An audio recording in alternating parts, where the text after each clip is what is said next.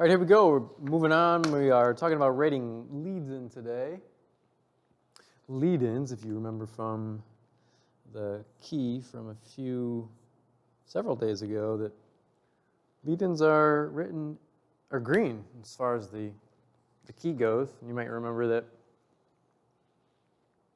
lead-ins offer some context or some background information, like what's been happening, what's going on, what's about to happen, where are we, where are readers, when are readers. Put them in a place where they can be in a familiar surrounding before you present some text evidence. And what ends up happening is you ask yourself some questions before you write a lead-in.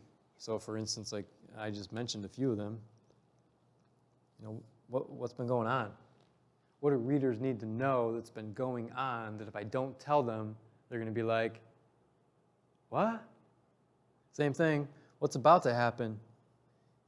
Is the text evidence that you are presenting about like what's about to happen? Who's around? What characters are involved? What's the conversation about? What are people talking about? When are we? Where are we as readers? So all of these are great questions. You don't need to answer all of them. The lead-in is about offering a little bit of context so that readers aren't totally confused, because you can't just take text evidence and just chuck it at them. They won't know what to do with it. They don't know where it's from. They don't know why you're presenting it or in what context it needs to be understood. So there's lots of great lead-in starter words. I don't want to say that there's a favorite or a front runner, but there's a reason why when is at the top. Because a lot of times it's something like, when this happened, so-and-so said this. It happens a lot, and I don't want to discount second place and third place and all these other ones because they're pretty good too. But when is the one that you can go to, and it feels mostly foolproof, except when it's not, which is rare. So here's what's going on. We need to follow these directions right here. And here's how this is going to work. It says the following passage is directly out of To Kill a Mockingbird. It's the end of chapter 9, which you've already read. Locate it in the novel, check its accuracy below, and punctuate it with the appropriate quotation marks, periods, and commas as needed. And then you're being asked to write an appropriate transition, attributive tag, lead-in, and citation. So we're putting it all together now. We studied transitions. So those are the ones that get circled.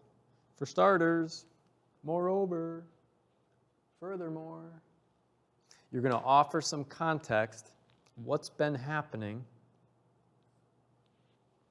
You need to say whose words you've borrowed. And you need an accurate citation. And in this case, for us, the accurate citation is simply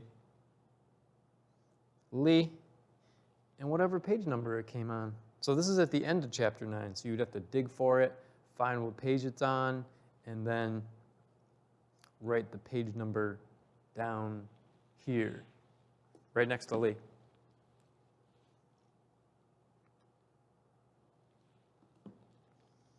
Maybe it's like 125. That's not it.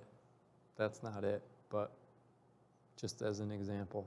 But when you do go through the end of chapter 9 and you find this passage, you'll know exactly what page number it's on. Now, in this example, this is the text evidence that is being pretended to be presented. So it says, what bothers me is that she and Jim will have to absorb some ugly things pretty soon. I'm not worried about Jim keeping his head, but Scout would just as soon jump on someone as look at him if her pride's at stake. So somebody is pretending, we're all pretending, that this piece of text evidence is amazing. You can't live without it. It's pretty close. This is 125, but it's on 116. And that you're using it as a piece of evidence to support some sort of statement. To illustrate the point, it's kind of like, for example, it's a transition. As you can see, we're circling it. Transitions come with commas. If we haven't been over that already. I see that word when, like right after the transition. And if you're thinking, well, is this a formula? Does it go transition, lead in, attributed tab, text evidence, citation, and then lead out? The answer is yeah. In most cases, it does. So that's what's kind of happening here, and I got this kind of off to the side. I know yours is in your packet. I printed out some extra papers to make making these videos a little bit easier for myself. But when Atticus and his brother are talking about how the upcoming trial will affect Jem and Scout, like that's what's happening. When Atticus says these things right here in yellow, this is the conversation. This is who's involved. This is what they're talking about. This is the background information that readers need to know. And then what's left? Well, if you know who the older sibling is between Atticus and Jack, you realize that this is just another fancy way of attributing this information to Atticus. So all in all, we have pretended, in this example, to present this yellow text evidence. We have transitioned into it. We have led into it. We have tagged whose words this yellow stuff is. And we have a proper, accurate citation, and we're indicating exactly that we know exactly where the mark of punctuation goes. So, a couple things to think about, and you can definitely handle this, but if you can imagine, now we'll come back to that later. It's okay. There's more important things to do right now. And that includes try number 2. I'm going to give you an example. So you'll have 2 examples, so then you can go and tackle number 3 and tackle number 4. You can see number 2 comes out of chapter 9. Number 3 comes out of chapter 10. Number 4 comes out at the end of chapter 11. So let's consider number 2. Same directions. You are being asked to transition into, lead into, tag whose words you're borrowing, present text evidence, cite it,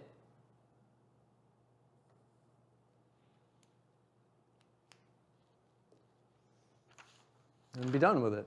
So in this case, here's the pretend text evidence. It says, you might hear some ugly talk about it at school, but do one thing for me if you will. You just hold your head up high and keep those fists down. No matter what anybody says to you, don't let them get your goat. It doesn't literally mean, bah, get your goat. It means don't let them get you all riled up just because they're talking trash. You probably realize that, these are Atticus's words. But if you're thinking in terms of the formula, we need a transition, we need a lead-in, we need to say that these are Atticus's words, and then comes time for the text evidence, followed by the citation. You notice we're not writing a lead-out, we're not arguing anything, we are presenting the transition, the lead-in, the attributive tag, the text evidence, and the citation. So, let's see. You might hear some ugly talk about it at school, but do one thing for me if you will. All right. So Atticus is talking about him representing Tom Robinson, or him defending Tom Robinson, because some people in the town are talking trash about Atticus defending Tom, and Scout can't handle it. Like, she's got a temper. She will just fight you. So you can choose any transition. All it has to do is just come from the list. So let's say,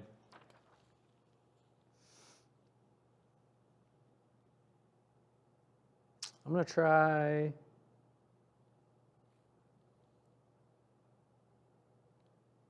on the other hand. Just try it out. On the other hand,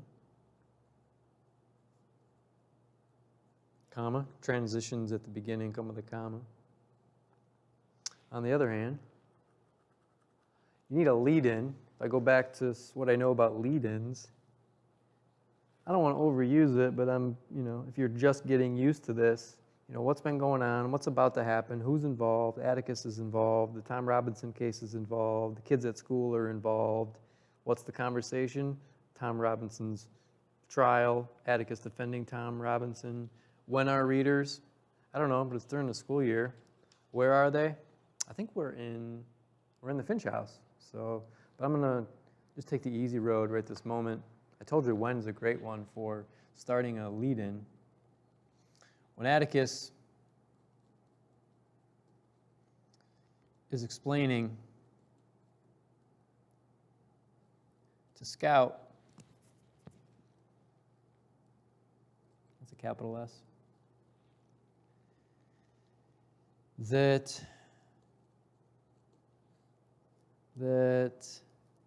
I hate this word, but I'm going to use it, that things might get rough because of his choice of clients. And Tom Robinson is a client. He's Atticus's client. He's defending his client. On the other hand, when Atticus is explaining to Scout that things might get rough because of his choice of clients, that's comes with a comma. That's my my lead-in. Not the best lead-in I've ever written in my entire life, but it certainly is a lead-in. This is what's been happening. This is who's in the conversation. This is what they're talking about. And then I need an attributive tag.